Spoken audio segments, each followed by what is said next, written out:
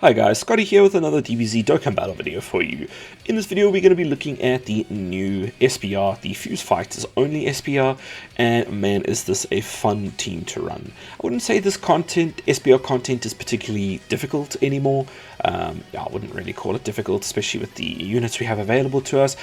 ESBR can have some tough fights in it, the Extreme Super Battle Road, but Super Battle Road does feel just a little bit not left behind, but they have done it on purpose where they've made the SBRs a lot easier, and then you move on to ESBR and it kind of starts ramping you up for more difficult content like red zones and blue zones and even pink zones. So yeah, we're going to be looking at this one today. You can have the team up there on the left for just a bit so you can run that team. This is a pretty stacked team. It'll easily get through this, shouldn't have any issue.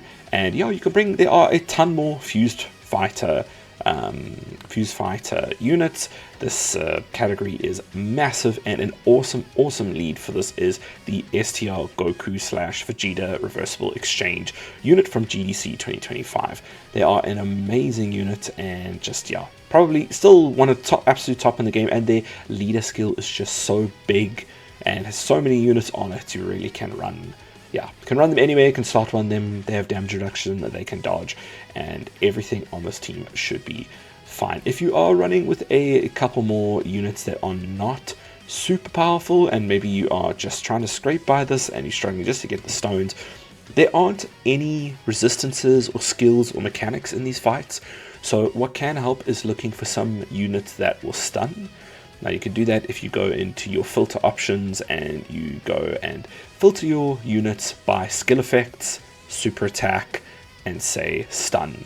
Now what that'll do then is you'll find super attacks that can stun enemies, and that will take them out of the fight completely for you. But what's more likely is you maybe have one or two really powerful units. Just try to keep them on rotation and they will do most of the work for you, especially if you've got here like the 7th anniversary EZAs. If you've got these two units, they are going to be so powerful their first turn, and they do so many super attacks, and their super attack is strong enough to pretty much start. You see here we've almost down to the last two enemies, or down to the last two enemies, almost down to the last enemy. They do so many super attacks, and they are hitting hard enough that they should just pretty much almost solo this for you.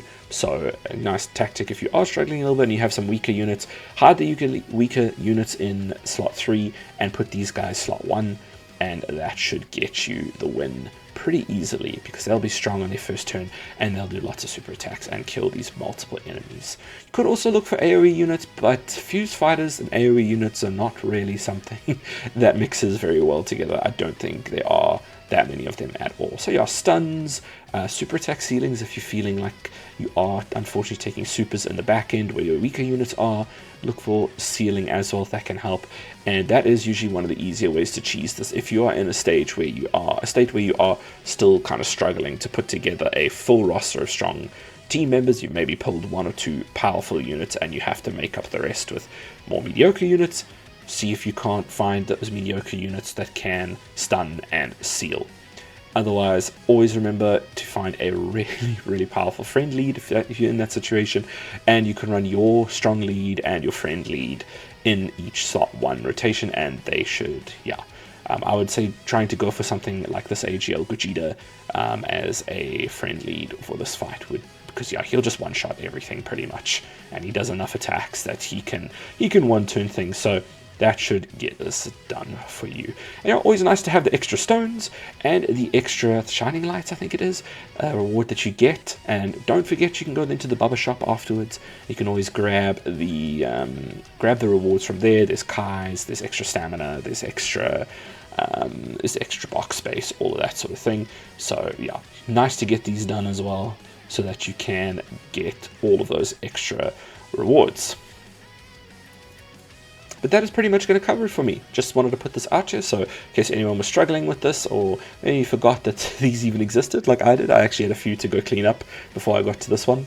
I really do need to make a playlist of all of these, so it's easier for people to find them. But yeah, thank you so much for watching. I hope this helped somebody, and I will check you guys in the next one.